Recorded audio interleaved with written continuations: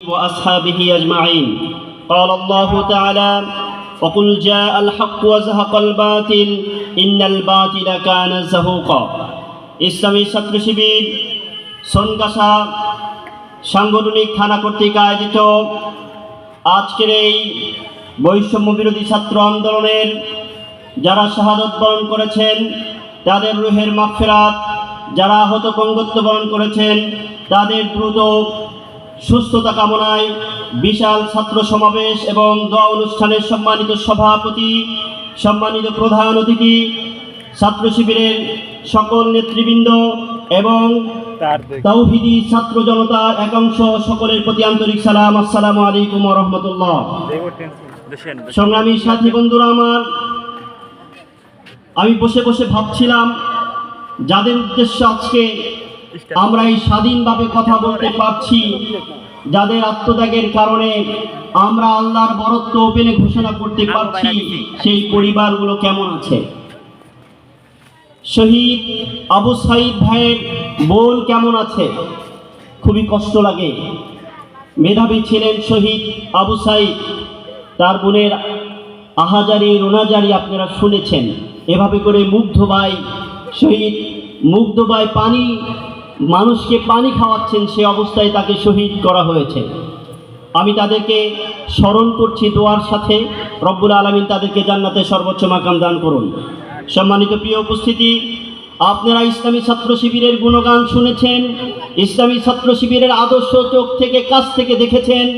ইসলামী ছাত্র শিবির এদেশের গণমানুষের নয়, ছাত্র সমাজের জন্য একটা আদর্শ দল এবং এটা সব জায়গায় স্বীকৃত।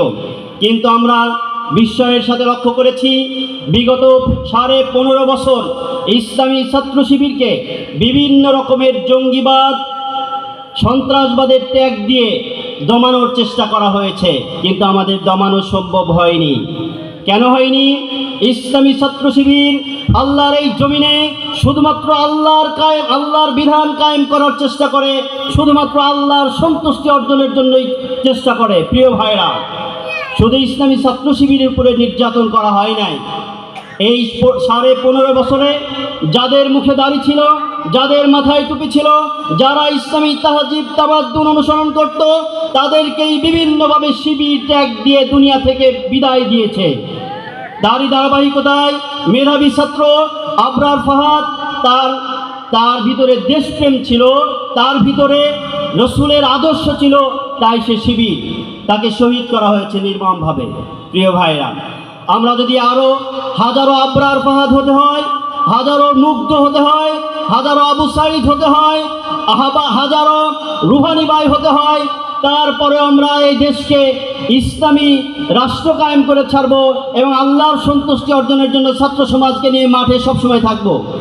সংগ্রামী সাথী বন্ধুরা আমার, এই দেশ স্বাধীন হয়েছে, কিন্তু একটা চক্র, একটা মহল তাদের ব্যক্তি স্বার্থের জন্য কাজ করে যাচ্ছে।